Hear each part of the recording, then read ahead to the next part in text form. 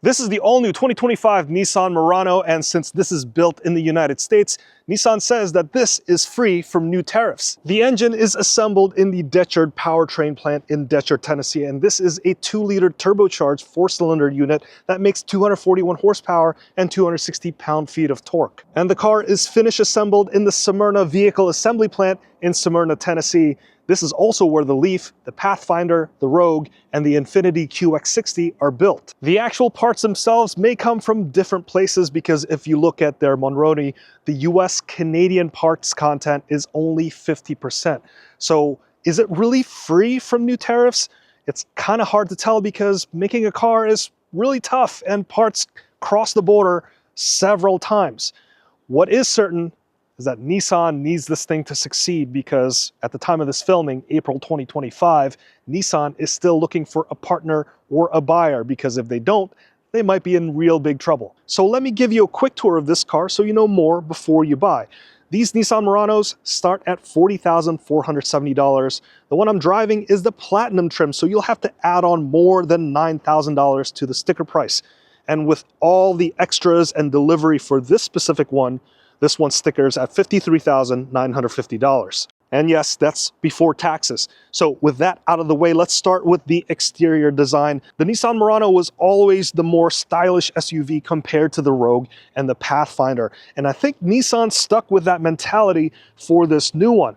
The front end has that split headlight presentation that's similar to a few cars and SUVs out there. The actual headlights are slim and it's located at the edge of the hood. And then it's partitioned by this body colored panel where you find some daytime running lights below. From the side, this Platinum trim gets 21-inch wheels, which is a small upgrade over the 20-inch wheels you get from the SV and the SL trims. I do like the continuous chrome line that stretches from the front all the way to the hatch and how it crosses over the painted sections of the body. This sort of reminds me of the new Hyundai Kona, but flipped 180 degrees. And then at the rear, the taillights have that merged look, which is pretty popular nowadays. And then the Murano name is spelled out in big letters. The paint is called Scarlet Ember, and it is a premium paint. And the Murano can also come with two-tone paints, which gets you some black paint above that chrome line. Jumping inside, the Murano looks kind of upscale with this two-tone ivory and caramel interior. The materials feel pretty good with the leather seats that are heated and ventilated, and all Muranos get a dual screen setup that's on a single panel. These are 12.3-inch units for the digital driver display and the infotainment system.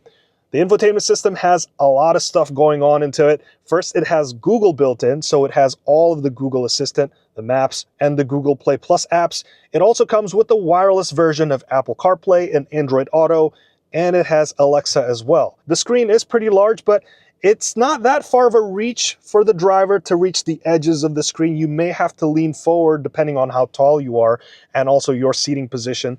But you can also control it via the features on the steering wheel. There's a toggle button here, which you could toggle between the driver display and also the infotainment system. And then you have these 4 directional buttons and also a scroll wheel, which you could press to confirm whatever you're selecting.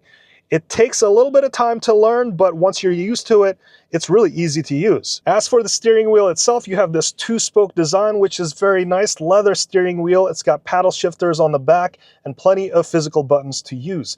The dash has a modern design to it. If you could see, there's a gradient blue to tan look to it. Right below that, you have some ambient lighting. And then down below here, you have like this faux wood trim, which wraps around and sort of hides your climate control buttons. These sort of look like invisible buttons with LEDs shining through for all the different stuff. And this has some sort of haptic feedback to it, so that you could sort of press it and it feels like buttons. And then down below you have a couple of USB-C ports, a wireless charger, and here are your transmission buttons that'll control the 9-speed automatic transmission, a drive mode dial, and then a button for your camera controls. This thing has a 360-degree camera view, and you could toggle between all the different views. It even has like an invisible hood mode so that you could see where the wheels are. It'll make parking a little bit easier. As for the second row, you got 36.3 inches of rear legroom. There's 39.7 inches of rear headroom with the panoramic sunroof.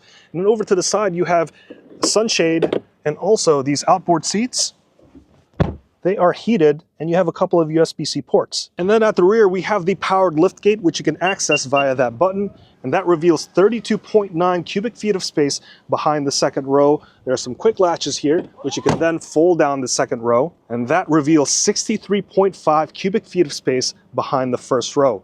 Lift this up, and there is no full-size spare, unfortunately. Now, when it comes to the driving experience of the Nissan Murano, the power plant is just okay. The 2-liter 4-cylinder turbo makes 241 horsepower and 260 pound-feet of torque, and that's enough to get you out of a jam, but it doesn't have a lively and sporty feel considering the 4,400 pound curb weight.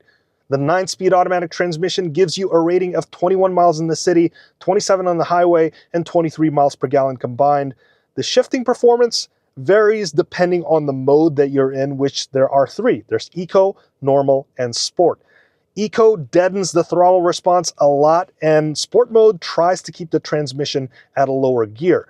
Under Normal mode, I thought the transmission was a little slow to engage in slower speed situations, so I do prefer to drive in Sport mode for non-highway situations. Overall, 0 to 60 in about 8 to 9 seconds, not that great.